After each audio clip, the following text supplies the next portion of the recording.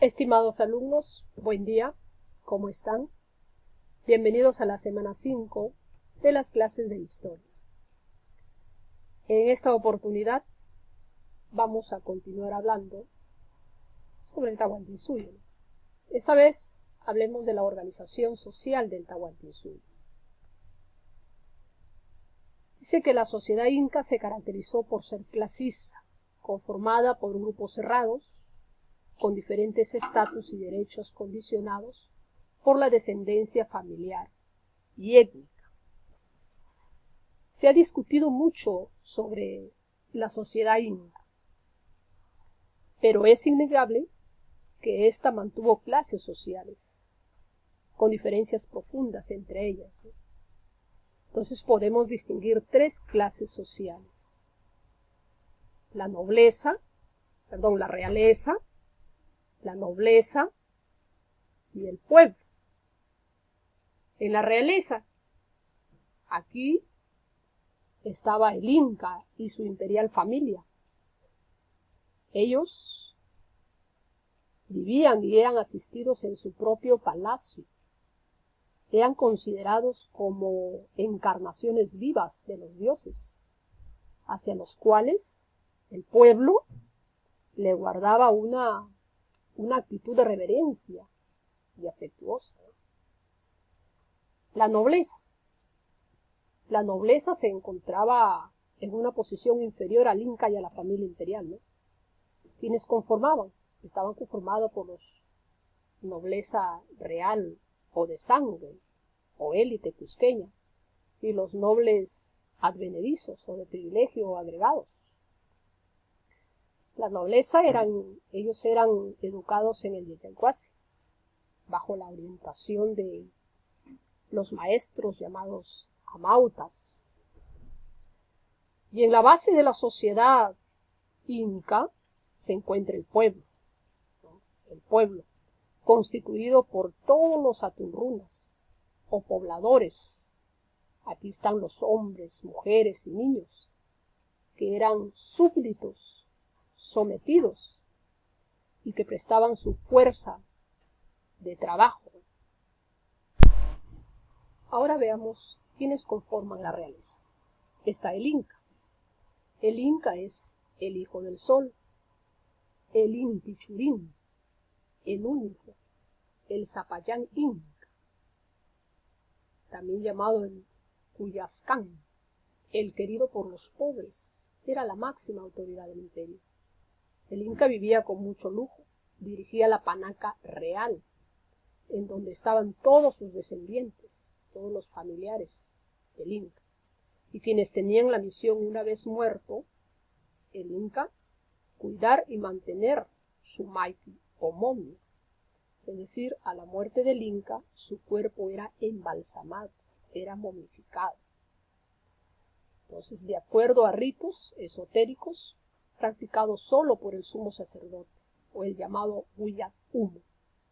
Durante las exequias, la momia o maiki está sentada en el mismo trono de oro desde el que había gobernado el imperio, y recibía el homenaje conmovido de todas las naciones que había estado bajo su patrocinio. La imagen del Inca, ¿no?, era considerado como hijo de una divinidad, pues él era tan respetado, venerado y temido, que la gente común no lo miraba a los ojos, ¿no?, porque lo consideraban como un dios. ¿Quién más conformaban la realeza? La Colla. La Colla era la esposa legítima y principal del Inca, y gobernaba junto a él. Era un ser sagrado, era considerada la hija del sol y de la luna, así como la reina de todas las mujeres. Esta Colla era una mujer especial. Constantemente él acompañaba al Inca por cualquier parte que éste iba, ya fuera en épocas de paz o en tiempos de guerra. Por eso en muchas oportunidades algunas collas dieron a luz en los pueblos y caminos, y no en el Cusco. ¿Quiénes más están dentro de la realeza? Los llamados Pihuachuri, o Usu o Hapsichurit, que son los hijos del Inca y de la Coya. Y según su rol, se dividieron en los Auquis, en Ñustas y en Payas, ¿no? Entonces está conformado por los hijos del Inca. Los hijos del Inca, los llamados Pihuachuris. El Auquis, recuerden que no todos los hijos del Inca son llamados Auquis. Auqui era aquel que va a ser elegido para gobernar el imperio, es el príncipe heredero, ¿no? Y que además es considerado como Auqui, no nos olvidemos, es porque está capacitado, tiene la habilidad, los conocimientos necesarios para administrar el Tahuantinsuyo. Y la Ñusta, se llama Ñusta a la hija soltera del Inca, a la hija que aún no se casaba, se le llamaba Ñusta. Y una vez que ya se casaba, se le llamaba Paya. Entonces la hija soltera del Inca es la Ñusta y la hija casada del Inca se le llamaba Paya. Bien, ellos son los que conforman entonces la primera clase social, que es la realeza. Pasamos a la nobleza. La nobleza estaba dividida en nobleza de élite cusqueña o nobleza de sangre. Aquí está conformada por integrantes de las panacas fundadoras, formadas con los descendientes de cada gobernante inca y que se quedaron al cuidado del Maique. Es decir, aquí están los familiares de los incas que han gobernado el imperio. Y al fallecer en sus antiguos palacios, ¿no?, asistiendo, dice, todos ellos a las instituciones de gobierno del imperio. Estos eran llamados los orejones. Los nobles de sangre eran llamados los orejones. Según los españoles, se distinguían por llevar las orejas como símbolo de su rango, grandes orejas como símbolo de su rango. Entonces, ellos, en cumplimiento de una tradición nobiliaria, para poderse diferenciar de las otras grupos, entonces se deformaban intencionalmente las orejas para diferenciarse de la nobleza advenediza y del pueblo, ¿no?, razón por la cual llevaban las orejas largas, y por eso los españoles los llamaban los orejones. ¿Quiénes más están en la nobleza? La nobleza advenediza, ¿no? La nobleza advenediza, que se divide en curacal y en nobleza advenediza de privilegio. La nobleza curacal, que corresponde a los curacas o miembros nobles de pueblos sometidos, ¿no? Aquí está conformada por todos aquellos curacas que se unían al Tahuantinsuyo.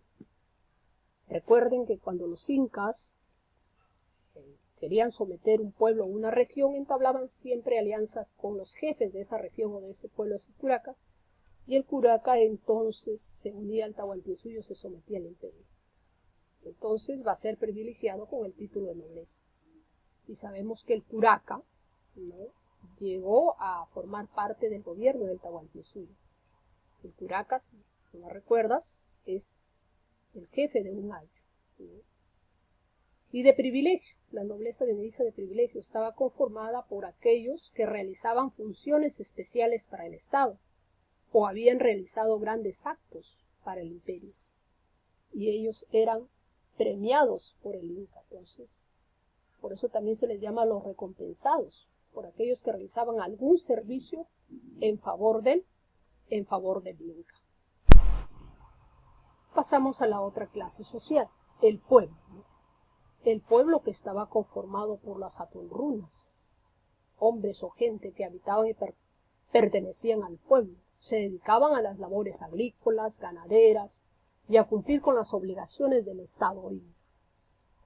Estos servicios eran de carácter temporal, podían ser de pocos años, una veintena de años, o la vida entera. Entonces, los atunrunas eran la principal mano de obra del Tahuantinsuyo. Ellos iniciaban su servicio al Estado con la mayoría de edad. La población común dedicadas a las actividades de ganadería, de agricultura, de pesca, artesanía, ¿no? Se podía disponer de ellos para servir al ejército o trabajar también en las tierras del Estado. También podían ser nombrados de la siguiente manera, como los mitimayocs, ¿no? ¿Quiénes eran los mitimayoc? Eran los trabajadores en construcciones. También eran llamados mitimayoc los que trabajaban en las minas u otros servicios para el Estado. Sus trabajos eran obligatorios, pero de corto tiempo, trabajo pesado en las minas. Los incas sabían que no podían tener a la gente toda su vida en una mina o en una construcción, porque no aguantaría. ¿Quiénes más están en el grupo de los aturrunas? Los mitimacunas, o también llamados los mitmas, ¿no? Que eran grupos de personas o ayus trasladados según las necesidades estatales. Entonces, estos mismas eran enviados juntos con sus familias a cumplir tareas específicas a otras regiones.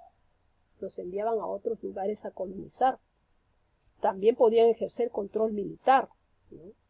También existían los mitmas por represión. Algunos eran enviados como castigo a regiones lejanas, ¿no? Entonces podrían trabajar en la tierra o en talleres también manufactureros por 10 a 25 años. ¿Quiénes más están dentro del grupo de los aturrunas? Los llanas, ¿no? O los yanacunas. ¿Quiénes son los llanas o los yanacunas? Eran servicios casi permanentes que desempeñaban ellos. La prestación de servicios era considerada temporal, aunque el tiempo requerido fuera toda la vida. Sin embargo, esta situación de llanas era hereditaria, ¿no? Entonces se les llama también yanaconas o yanacunas. Estos van a ser los grupos de personas que vivían en condiciones serviles en beneficio de los grupos de la élite, ¿no? Ellos estaban entonces al servicio del Inca, al servicio de la nobleza, ¿ya? Entonces, las yanacunas tenían la condición de criados de servicio. Podían estar al servicio del Inca, del Sol, de la Colla, de las Panacas y de los más importantes funcionarios del Tahuantinsuyo. Otro grupo dentro del pueblo tenemos a los llamados pinas o piñas. ¿Quiénes eran? Era todo aquel prisionero de guerra que no admitía su derrota pasaba a formar parte de los piñacunas. Así sucedió con algunos grupos por ejemplo, de las regiones de Pastos, los carangués, los cayambes, los quitos, los cañaris y los chancas, ¿no? Muchos de ellos se convirtieron en los prisioneros de guerra, ¿no? En los llamados esclavos del Tahuantinsuyo, ¿ya? Entonces los piñas o piñas son llamados los prisioneros de guerra, los llamados esclavos del Tahuantinsuyo. Bien, alumnos, hasta aquí hemos llegado con el tema acerca de la sociedad del Tahuantinsuyo. Esperamos que haya entendido y por favor sigan enviando sus tareas a través de la plataforma Educay. Nos estaremos viendo en una próxima oportunidad, no sin antes decirles que se cuiden mucho y que Dios los bendiga. Muchísimas gracias. Muy buenos días. Hasta una próxima oportunidad.